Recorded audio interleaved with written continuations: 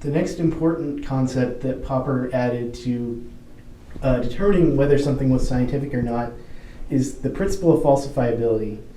And there are a few main reasons that separates a scientific theory from a non-scientific theory when it comes to the principle of falsifiability. And the first one is that a scientific theory must be refutable.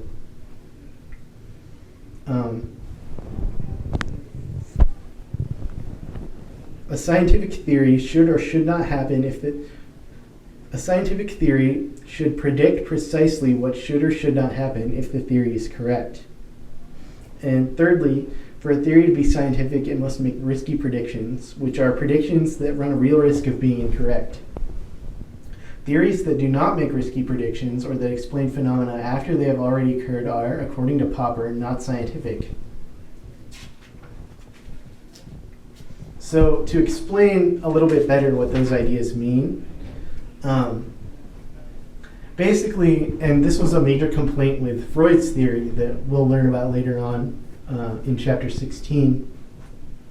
If a theory is so vague that it can be extended to explain any aspect of human thought or experience, instead of making a concrete claim that can be studied and falsified, then the theory can't be scientific. So, and an example of this is in psychoanalysis. Let me just turn to that really quickly, since it is such a good example.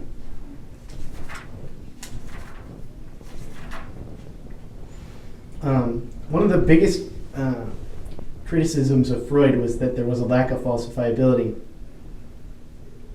And it says, in chapter 1, we saw that Karl Popper said Freud's theory was unscientific because it violated the principle of falsification.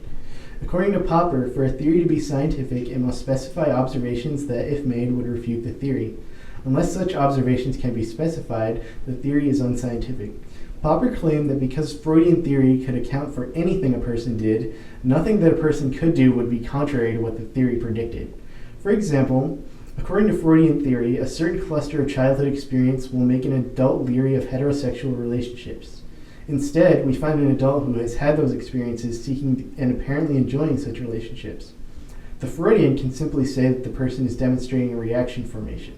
Thus, no matter what happens, the theory is supported. So basically, when a theory can explain every aspect of human behavior, it's not considered scientific, and it needs to be more specific. Now, this is a form of reductionism because Popper expects these theories to be so specific. And we'll discuss reductionism a little bit more as we continue into the chapters that focus on empiricism. But that's about pretty much everything you need to know about Popper. Now, let's talk about Thomas Kuhn. Thomas Kuhn is the guy who's quoted a lot as coming up with the idea of paradigms and paradigm shifts. And you'll find that phrase applied to a lot more than just psychology.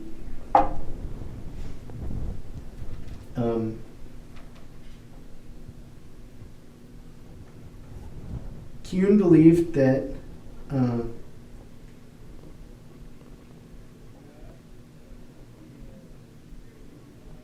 the correspondence theory of truth, which is the notion that the goal when evaluating scientific laws or theories is to determine whether or not they correspond to external mind-independent world.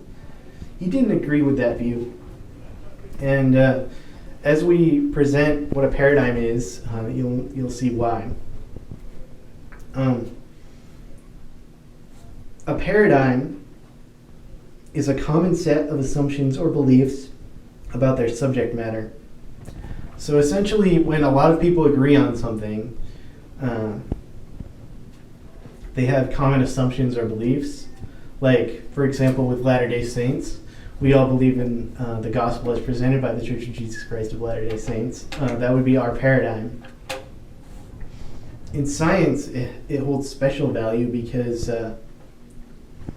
when you apply the concept of a paradigm to science, it really makes you look at science as a way of people trying to understand the world instead of having science be a form of absolute truth.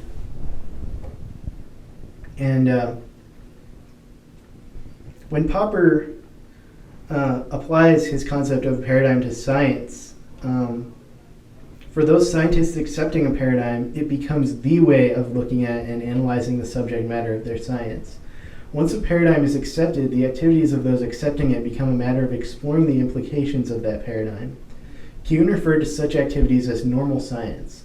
Normal science provides what Kuhn called a mopping up operation for a paradigm. When following a paradigm, scientists explore in depth the problems defined by the paradigm and utilize the techniques suggested by the paradigm while exploring those problems. And when I think of being in a paradigm, I feel it's very restrictive because we have already decided which methods are the most accurate and which methods are the most helpful in determining how we interpret the world around us.